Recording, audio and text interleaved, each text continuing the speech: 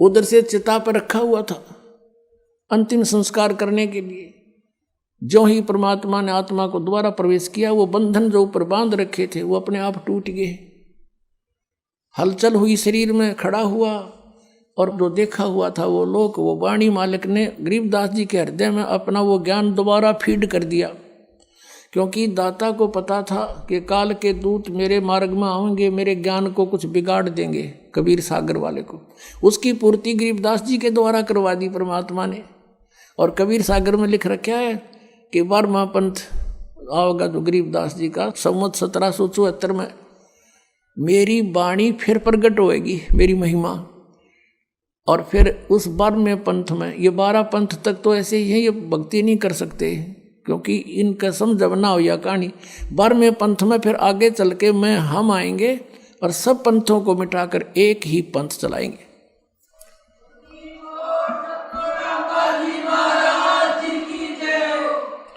तो उसी आधार से गरीबदास साहिब जी के अंदर उन्होंने अपना यथार्थ ज्ञान दोबारा फीड किया।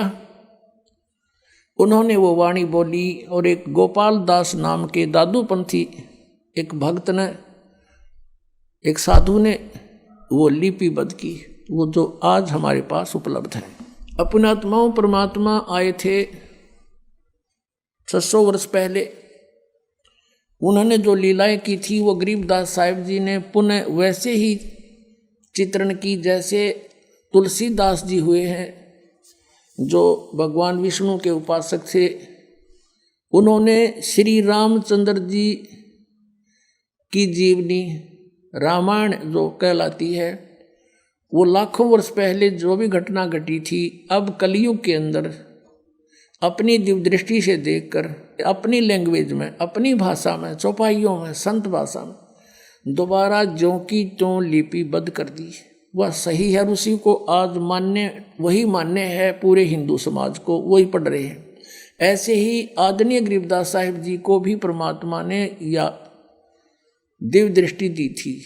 अब इस दिव्य दृष्टि की भी रेंज होती है, जैसे सूक्ष्मदर्शी होती है, दूरबीन होती है, उसकी भी अक्षमता होती है, रेंज होती है। कोई तो देखे 1 किलोमीटर तक और एक देख ले आसमान में करोड़ों किलोमीटर तक का हिसाब किताब सारा जुगाड़ लिया हुआ है।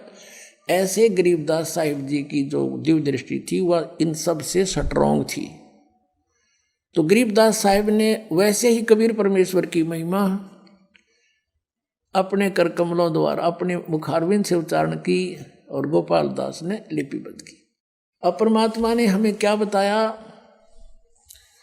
अगम निगम को खोज ले बुद्धि विवेक विचारे, उदय अस्त का राज मिले तो बिन नाम बेगारे। अब यहाँ से मन हटाने के लिए यू ज्ञान आधार बनाना पड़ेगा आपने।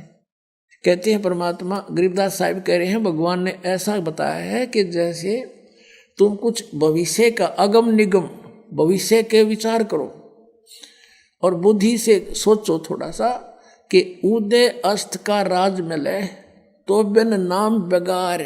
बेगार किसे कहते हैं ये थोड़ा डिफाइन करते हैं।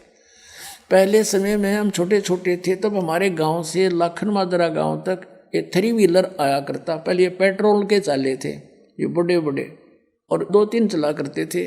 तो उनमें से एक ना आया एक दिन, दूसरे साथियों ने भी और भी पूछा, यात्रियों ने, कल क्या बात हुई नहीं आए?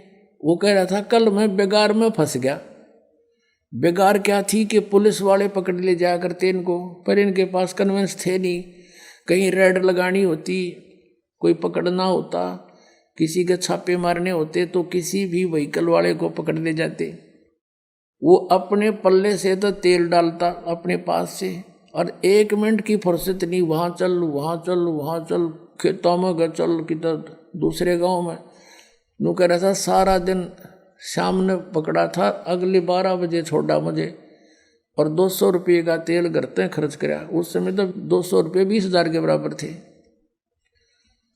और रोटी भी अपने आप खाई।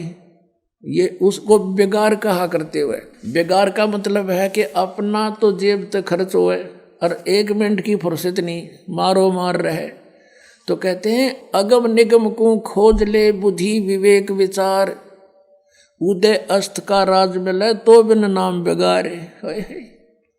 ये मंत्री, प्रधानमंत्री, एमएलए, ये चेयरमैन देख लो उनकी स्थिति। ये पिछले पुण्यकर्मी प्राणी हैं, पिछले संस्कार जन्म जन्मांतर के, और आज ये अपने पुण्यों को बर्बाद कर रहे, खर्च कर रहे हैं अपने जेब पे। और 1 मिनट की फुर्सत नहीं, चलियो जी वहाँ काम है, मेरा यूँ रह गया जी। सारा दिन सोता झूठ बोल रहे हैं, क्यों सबके काम ये कर नहीं सकते, इसे खुदा थोड़े ये। और परमात्मा सबके कर दे, सबके और कई कई कर दे, लाखों काम कर दे, हम क्यों ना भगवान की आड़ पकड़े। तो कहते हैं अगम निगम को खोज ले और बुद्धि विवेक विचार, उदय अस्त का यानी पूरी पृथ्वी का भी राज्य मिले तो बिन नाम बेगार।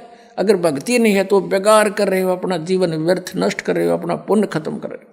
अब 600 वर्ष पहले परमात्मा आए थे इसी उद्देश्य से, जैसा वो आया करते हैं, जैसी लीला किया करते हैं।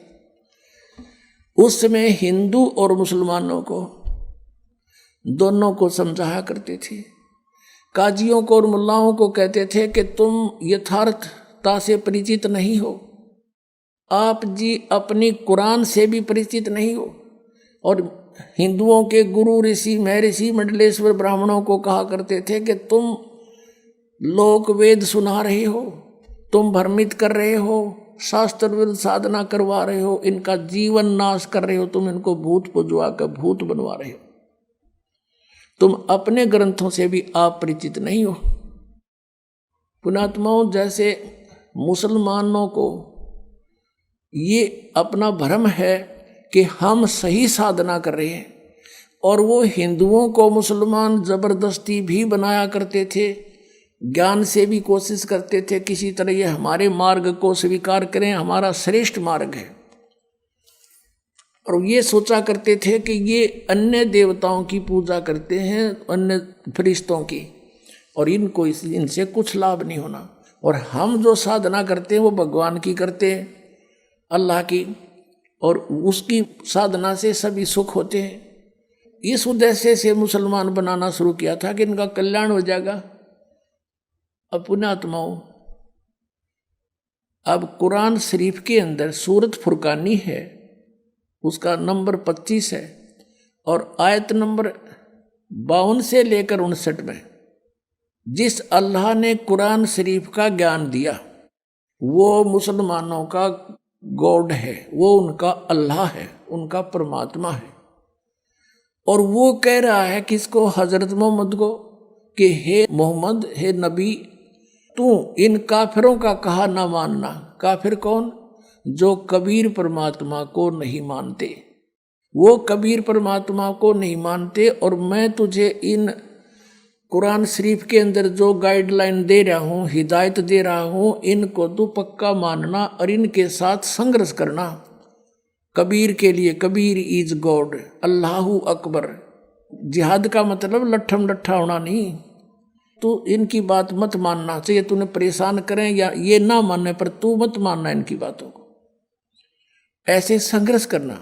और कबीर परमात्मा है ये मानते नहीं, तो इनकी बातों में मत आना। और ये कबीर वही है परमात्मा जिसने सारे ब्रह्मांडों की रचना की है, और ये पाप नाशक है, अपने बंदों के गुनाहों को खूब अच्छी तरह समझता है और उनके पाप नाश करता है। और ये परमात्मा वही है जिसने 6 दिन में सृष्टि रची और 7वां दिन तख्त पर जा बैठा। और उसकी खबर किसी बाखबर से पूछ देखो। कुरान शरीफ सूरत फुरकानी 25 और आयत नंबर ये 59 में लिखा है कि वो परमात्मा 6 दिन में सृष्टि रच कर कबीर, और वो तख्त पर विराजमान हो गया। वो अल्लाह अकबर है, वो अल्लाह कबीर है। उसकी खबर किसी बाखबर से पूछो। जैसे श्रीमद् भगवद गीता अध्याय नंबर 4 के श्लोक 34 में कहा है, गीता ज्ञानदाता भी वही है, कुरान शरीफ का ज्ञानदाता भी वही है।